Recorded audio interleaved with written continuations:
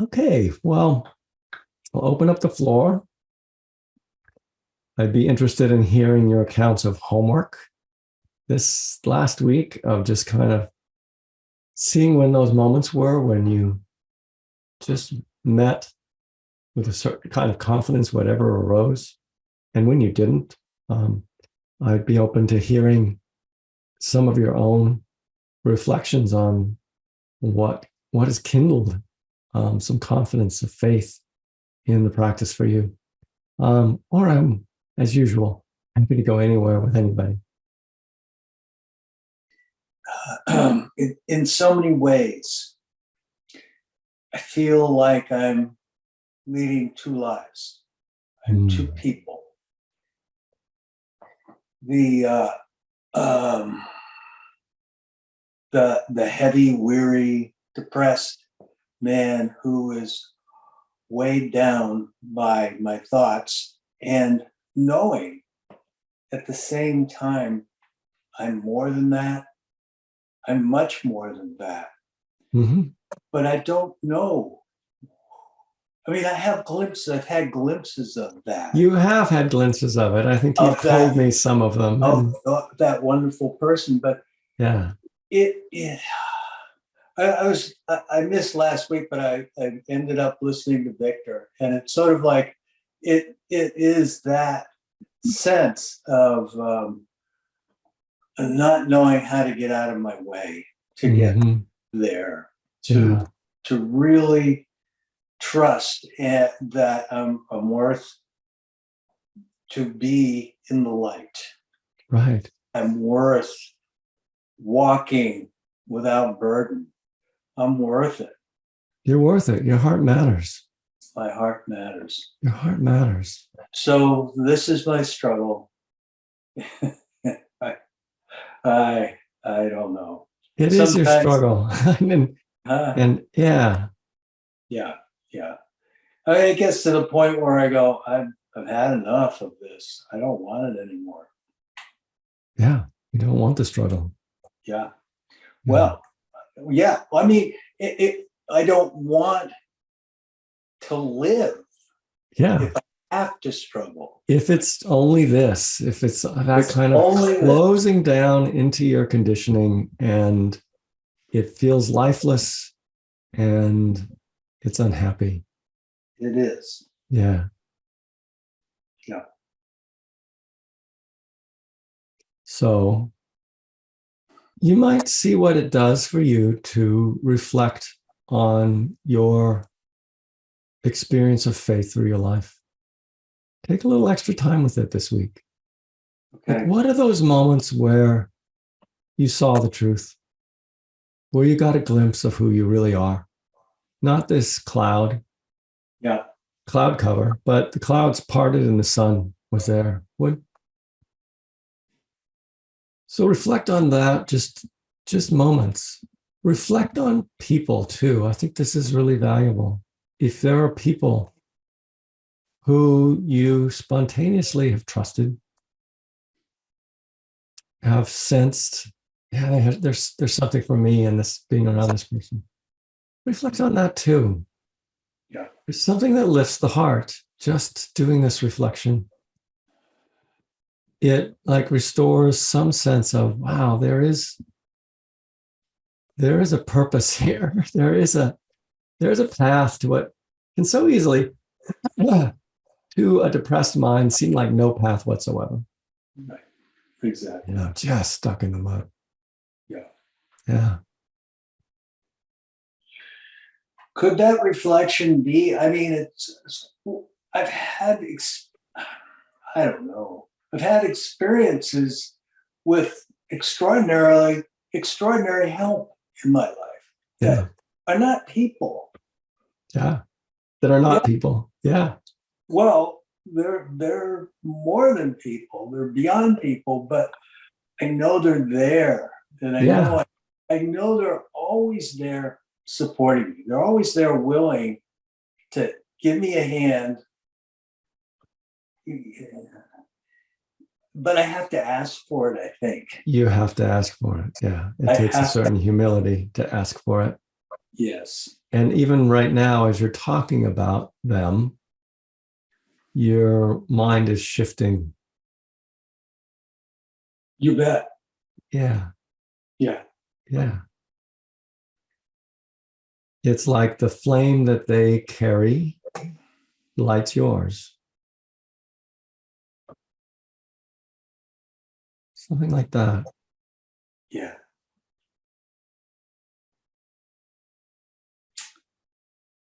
Okay. All right, Jim. Thanks. Thanks.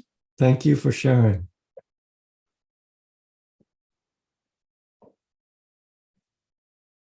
Hey, Mark. Your talk resonated with me tonight, and I was, in the assignment this week, we took a trip and to do a very fun thing, which was to come to Jazz Fest in New Orleans and then visit with my daughter who goes to school down here. And in between the weekends, I was going to work down here, and I started to get all in my head about, this is going to be too long and I really need to concentrate and I need a place to work and all this, self-talk ridiculousness.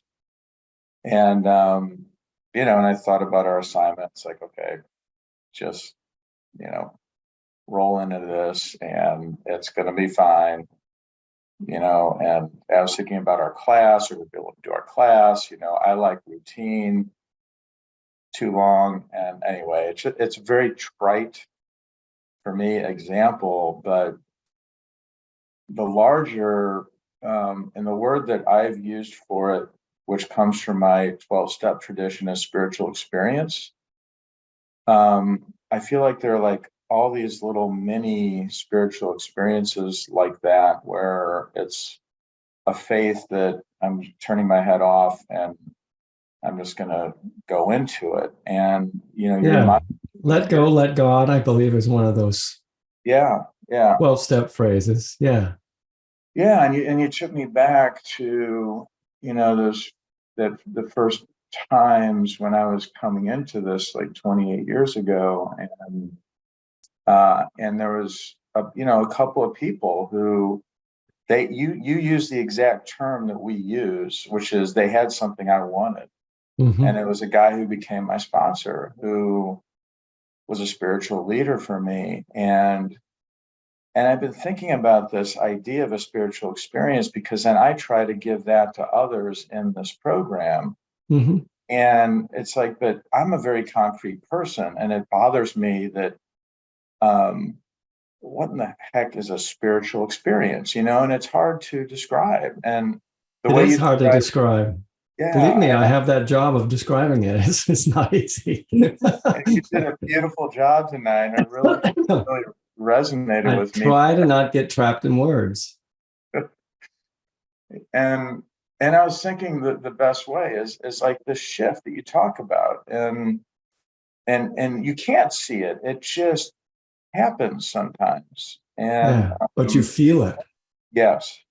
Yeah. And I'm feel how you're coming from a different place. Yeah. And I'm not a natural feeler. I'm much more of a natural thinker, but I'm learning to feel and drop down into my heart. So anyway, thank you. Yeah. And I would caution you against an identity like that you just gave yourself like that you're not a feeler, you're a thinker. I mean, I know what you mean in terms of right now, if you look at yourself, what your habits are. Yeah, you tend to be a thinker. But who are you really? Let yourself not know.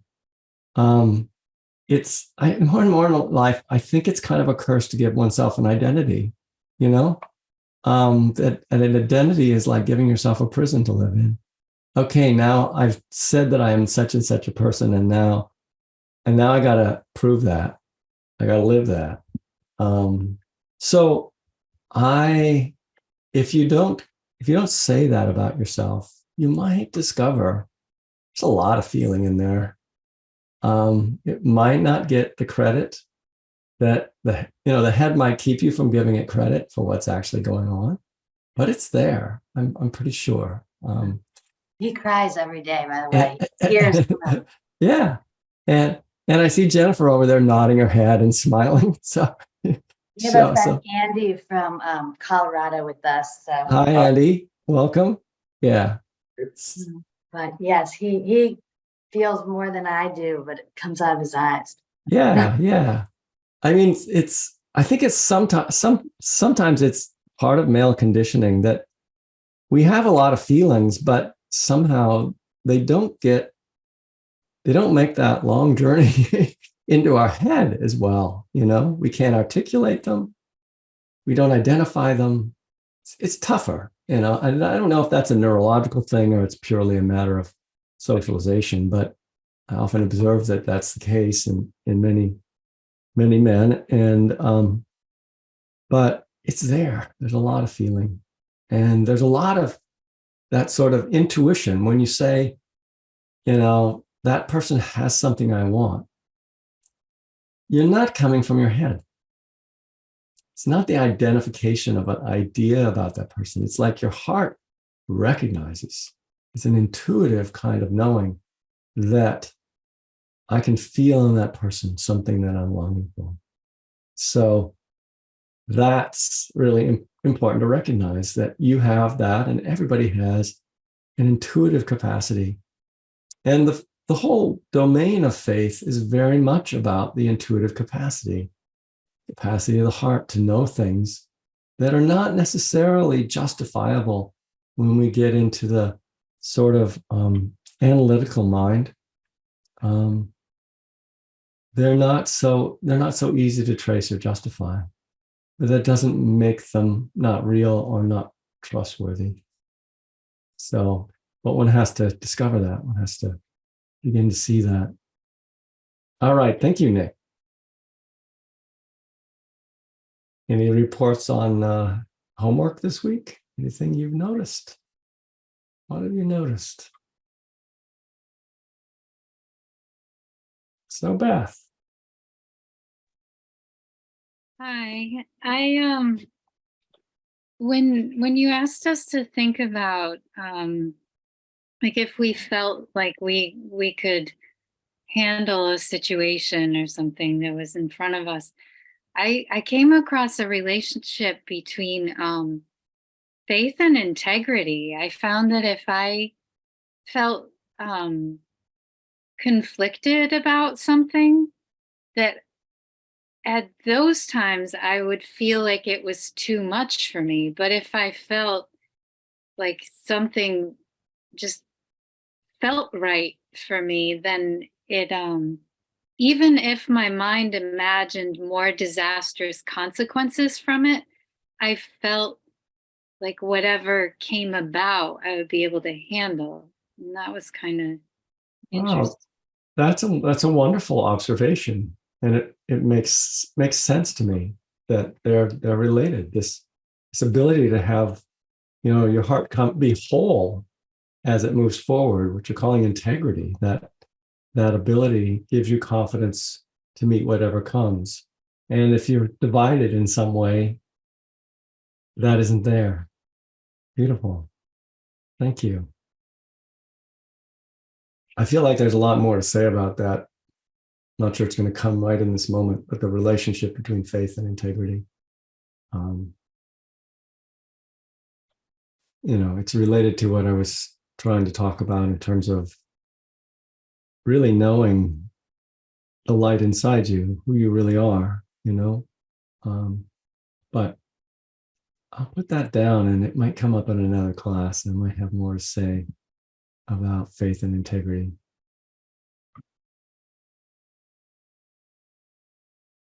So what else? What else have you noticed? What have you noticed this week?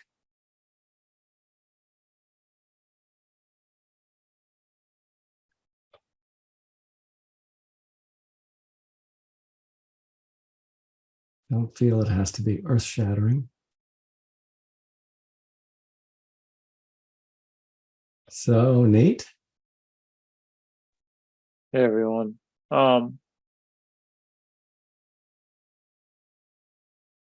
The last speaker jarred my memory here with the word integrity. I have been doing this peer support group of late, because I want to be certified in the state of Massachusetts to do that very thing. And then who knows what doors it'll open up for me. There be a counselor or what have you. But there was a group, actually it was just yesterday, about resilience.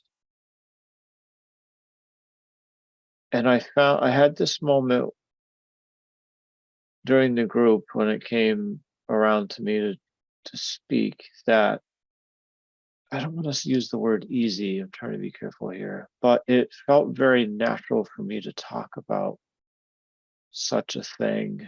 And I guess how this ties to integrity is that I was able to stand in my own truth and share with these people the ways in which I've been able to be resilient and continue to practice resilience.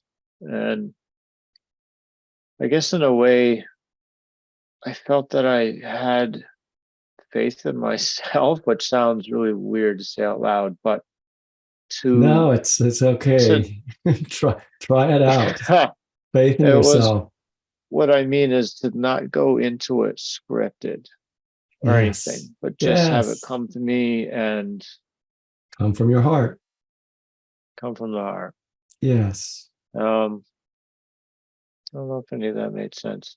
I'm a friend of Bill's also.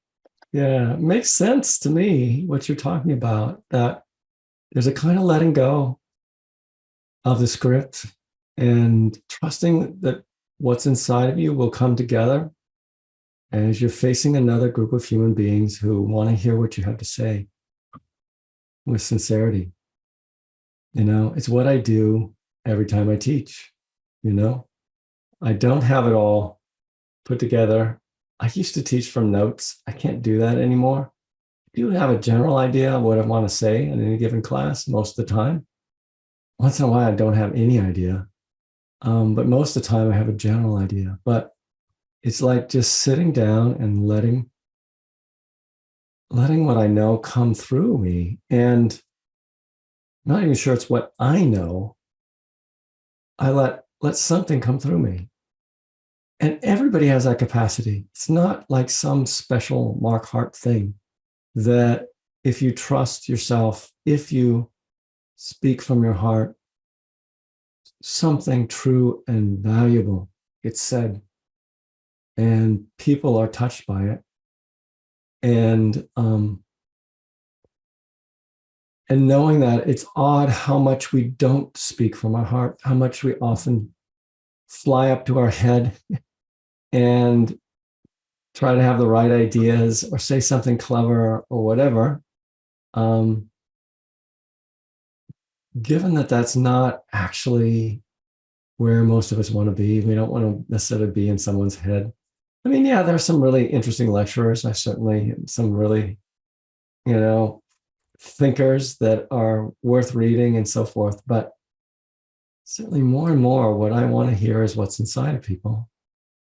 And I want to hear the truth from them right where they know it. So, yeah, makes complete sense to me, Nate.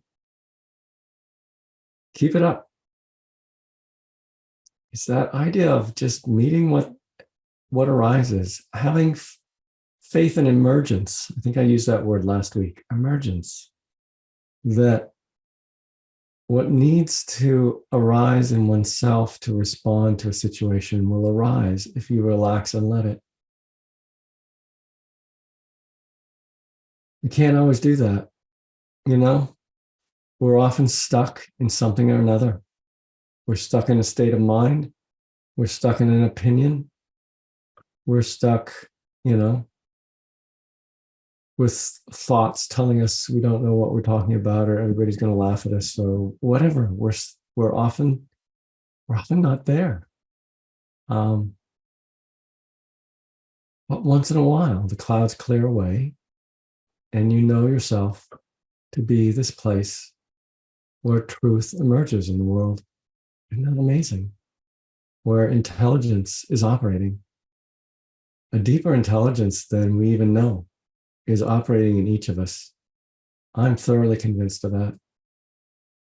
And it's not what's necessarily being called on in school. That deeper intelligence. Keep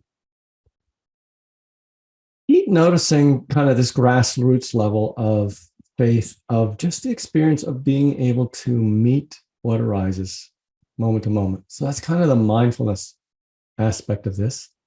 And then I recommend some periods of reflection, just sitting down with your cup of tea in the morning, if that's a good time for you to reflect, or after dinner, if that's a good time to reflect, whatever it is. Maybe having a piece of paper to try to jot a few things down. And just write down a few moments of glimpses that you've had. And write down some of the people that you feel have opened something up for you. All right. And I will love to hear what you come back with next week. All right. Take care. Have a good week.